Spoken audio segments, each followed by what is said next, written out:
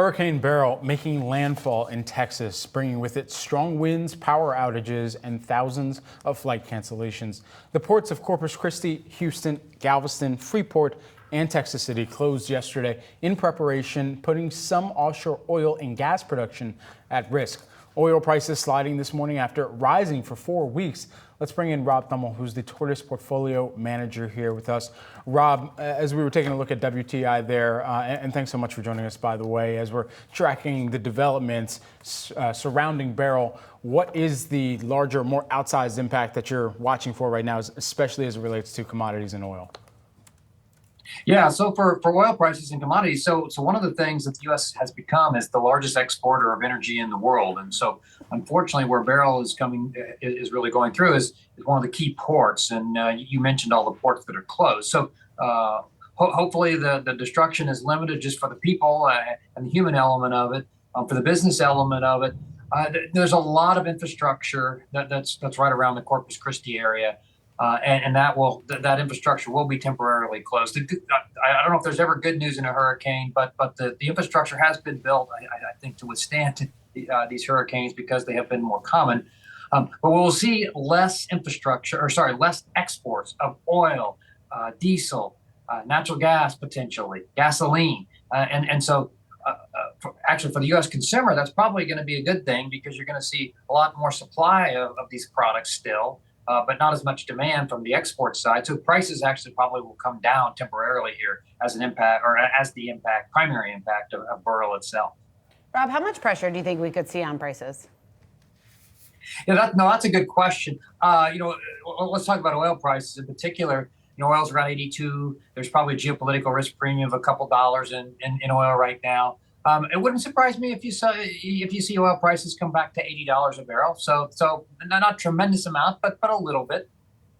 And with that in mind, you mentioned something really key, is that more of the infrastructure is actually being built up to withstand weather events like this. For the industry and the operators, how much more investment, capital expenditures, do you expect them to put forward towards safeguarding against future events? Hurricanes, other severe weather events as well? Yeah, that's a very good observation.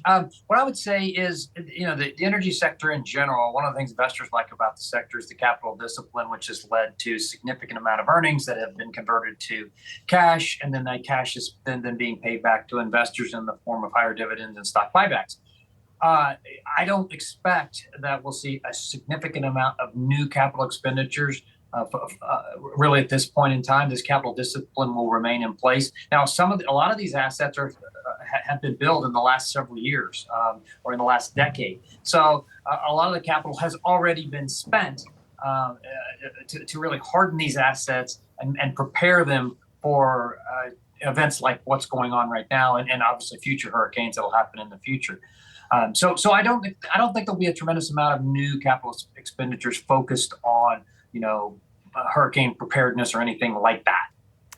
And Rob, outside of what we're seeing weather-wise in Hurricane Beryl here in the U.S., of course, when we talk about the price of crude and the price of Brent, a lot of that being factored by the possibility of rising geopolitical tensions. I'm curious how you're factoring that into not only your short-term projections, but really also what we could see for that price action looking ahead towards the end of the year.